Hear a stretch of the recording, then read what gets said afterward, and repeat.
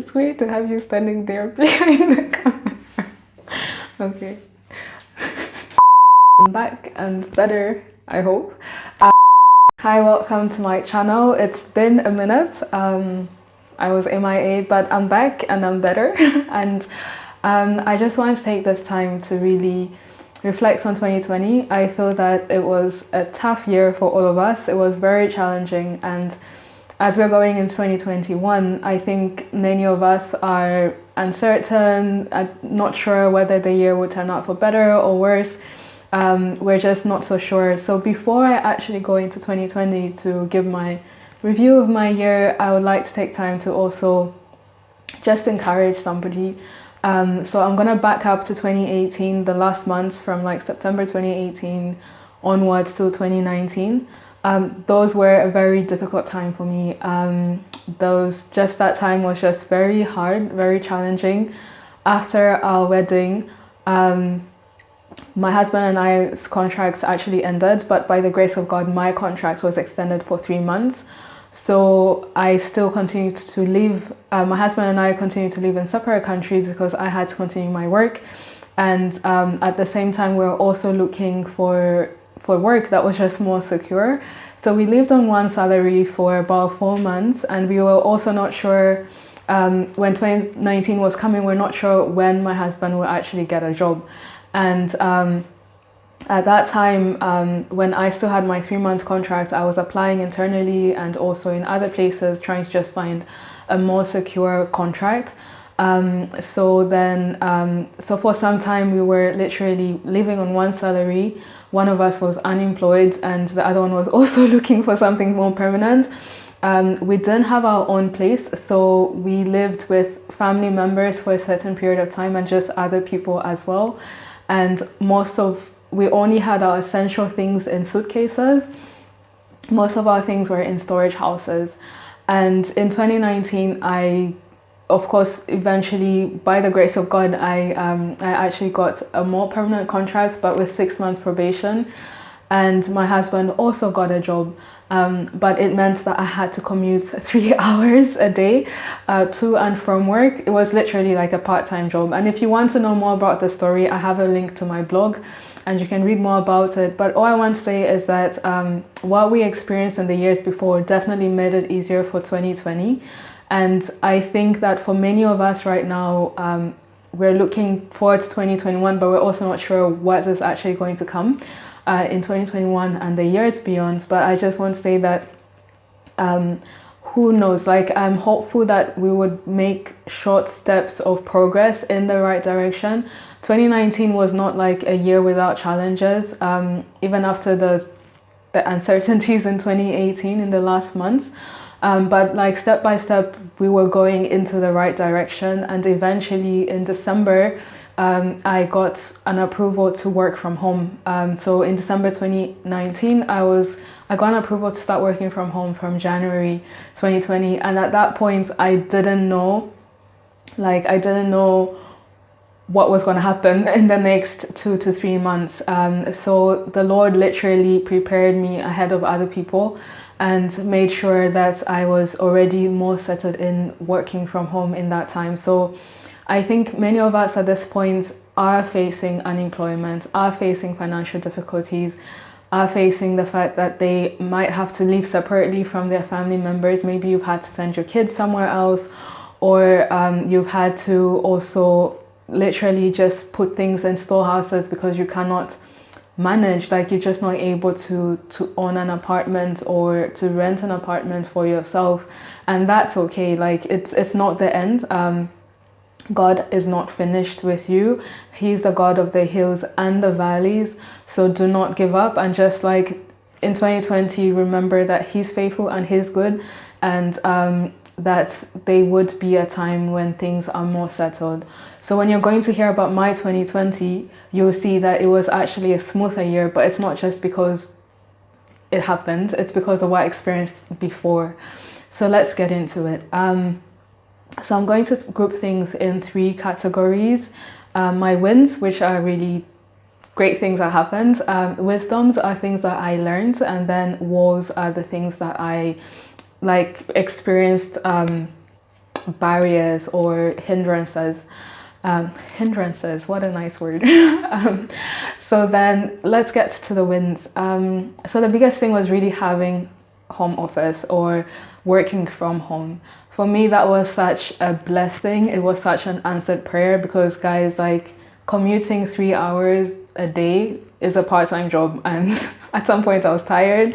I didn't have a work-life balance, and so when in January I was able to start working from home completely, that was just a miracle, God sent, and I'm very grateful for that. And the second thing that I achieved, or something that was great in 2020, was that I got my driver's license. That was a challenge, and you'll hear more about that when it comes to wisdoms or wars. But I got my driver's license in Germany, in German, and I mean, it was not easy. I had to do some courses, I had to do some lessons in 2019. So what happened was, like, the days that I had 2 days to work from home at some point in 2019, and in those days, like, I then took the time to go to classes, or sometimes I made sure that, like, sometimes literally I came from work at 7 p.m. and I had a class starting at 7:15 or something like that. So I was so happy that I was done with the theory exam, and the practical exam, like the practical lessons were tough. I started learning them in January 2020. I had my first lesson on the 16th of January, and I was done on the 27th of July. Lockdown, of course, when the lockdown came, I had a lesson on the 18th of March, and then lockdown came, and my teacher was just like, yeah, like, we can't drive anymore, and we'll have to just wait and see. And for me, I was like, literally, I was just starting to make good progress, and when that happened, I was like, am I ever gonna get my license? I'm so happy that on the second try, I finished, and that was the goal for me this year, and I'm grateful that happened. And then the third thing that was really great for me, definitely, is that we celebrated our 2nd year anniversary. It's not given to be married still, and I'm just so grateful that we are really on the right track again. And another thing was that I got promoted. That was a surprise. I was not expecting it. My manager also was not aware of it. But in March, she got an email that I was promoted, and that was just like God sent again. It was just a miracle, because it's not that I had. I had a good year at work, but at the same time, it's not like I knew that it would happen. You just don't get promoted, and it was just. Yeah, it was just amazing. It was lovely. And then the last thing was that I got to travel outside of Germany. I got to go to Belgium to celebrate my sister's 30th birthday.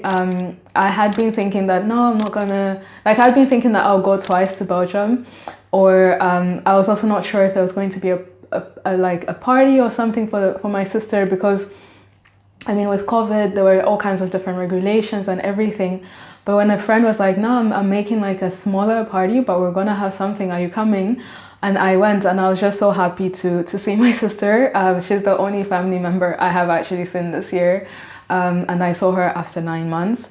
And it was just amazing to be back in Belgium, to meet friends and to chill, and to also just be in another environment. And I'm so thankful that I did that. Like, I actually went in September, because I'd been thinking I'll go in September and in December, but December ain't nobody going anywhere. Everybody's just staying at home. We're having lockdown, the cases are higher. So I'm just so grateful for all those things that happened. Like, I'm so thankful for all those achievements and all those opportunities that were definitely given to me. And when it comes to wisdoms, the things that I learned, the wisdom that I attained this year, or the wisdom that was given to me this year, I learned the importance of not giving up. Like I mentioned before, with my driving, it was in German, and then there was lockdown where I didn't drive for weeks.